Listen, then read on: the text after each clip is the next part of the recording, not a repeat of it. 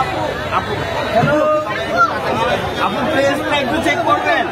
ও মাই god, Dhallywood কোন অপবিশ্বাস এবার সব বাদ দিয়ে চিতল পিঠার দোকানও উদ্বোধন করতে গিয়েছে। খোলামেলা পরিবেশে চিতল পিঠার দোকান থাকে সকলেই আমরা জানি, আর এরকম একটি দোকানের শোরুম উদ্বোধন করতে গিয়েছে ঢালিউড কোন অপবিশ্বাস। আর সেখানে অপবিশ্বাসকে দেখার জন্য হাজার হাজার মানুষের ভিড়। সাধারণত অপবিশ্বাসকে দেখা যায় খাবারের রেস্টুরেন্ট গুলো উদ্বোধন করে, আর চিতল পিঠার দোকানও একটা খাবারের রেস্টুরেন্টই বলা যায় এক প্রকার। এবার ঢালিউড কোন অপবিশ্বাস সব চিন্তা বাদ দিয়ে তিনি পিঠার দোকানও উদ্বোধন করে ফেললো এবং সকল মানুষকে চমকে দিল এই নায়িকা। এই কাজটা কিন্তু অন্য কোনো ব্র্যান্ড প্রমোটার হলে কখনোই করতো না। আমাদের জনপ্রিয় নায়িকা অপু বিশ্বাসের মনটা কত বড় যে তিনি চিতই পিঠার দোকানও উদ্বোধন করতে দুইবার ভাবেন। এখন কিন্তু বাংলাদেশে অনেক বড় বড় ব্র্যান্ড প্রমোটার আছে, আর যারা কিন্তু টাকাও নেয় অনেক বেশি, আর যেটাই উদ্বোধন করে না কেন অনেক পারিশ্রম নেয় এবং বুঝে শুনে করে। কিন্তু ঢালিউড কোন অপু বিশ্বাসের মতো একটি কাজ করে দেখিয়ে দিল যে পিঠার দোকানও উদ্বোধন করা যায়।